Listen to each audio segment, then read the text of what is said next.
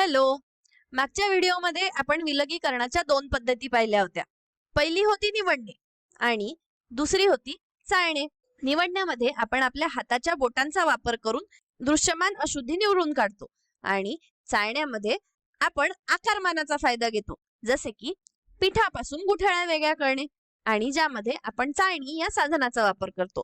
आता या व्हिडिओमध्ये आपण पुढची पद्धत म्हणजे उफणणे शिकूया, ज्यामध्ये अशा प्रकारचं काहीसं साधन वापरलं जातं. चला तर, आता आपल्याकडे दोन पद्धती असताना सुद्धा उफणण्याची काय गरज पडते?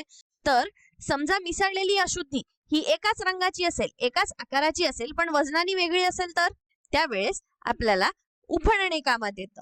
ही एक जुनी परंतु अत्यंत उपयुक्त पद्धत आहे, ज्यामध्ये हलके कण जड कणांपासून वेगळे करण्यासाठी वाऱ्याचा वापर केला जातो.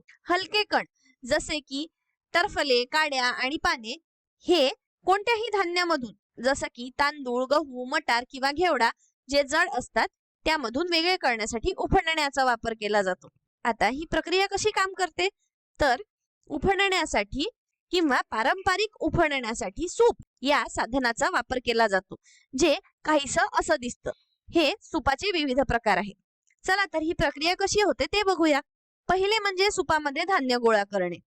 दुसरा म्हणजे सूप हळूवारपणे वर खाली हलवणे, ज्यामुळे वारा त्यामधून जाऊ शकेल. यामुळे होतं काय की वाऱ्यामुळे जे हलके कण असतात ते अशा प्रकारे वाऱ्यासोबत उडून जातात आणि जड जे कण असतात ते शेवटी सुपामध्ये राहतात. तर या प्रक्रियेची वारंवार पुनरावृत्ती केली जाते, जोपर्यंत या धान्यामध्ये मिसळलेली सगळी अशुद्धी वाऱ्याबरोबर उडून जात नाही आणि जड धान्य सुपामध्ये राहत नाही. उफणण्याची अजून एक पद्धत आहे. तुम्ही बघू शकता की टोपली वेगळ्या प्रकारची आहे आणि वारा डावीकडून येत असल्यामुळे अशुद्धी ही उजव्या बाजूला वाऱ्यासोबत उडून जात आहे आणि जड धान्य इथे खाली गोळा होत आहे. आता पुन्हा सगळ्या हलक्या अशुद्धी उडून जाईपर्यंत ही प्रक्रिया वारंवार केली जाते. ही उफणण्याची पारंपरिक पद्धत आहे. आता जेव्हा वाऱ्याची झुळूक नसते किंवा ही प्रक्रिया घरामध्ये करावी लागते, तेव्हा विद्युत पंखा किंवा फॅन वापरला जातो. या पंख्याची हवा ही नैसर्गिक वाऱ्याची जागा घेते आणि वारा निर्माण करते. पूर्वीप्रमाणेच हलके कण उडून जातात तर जड धान्य गोळा केले जाते.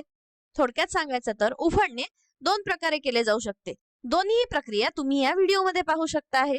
पहिलं म्हणजे पारंपरिक सूप वापरून, दुसरं म्हणजे अशा प्रकारे वाऱ्याचा उपयोग करून. शेवटी उफणणे म्हणजे नेमकं काय?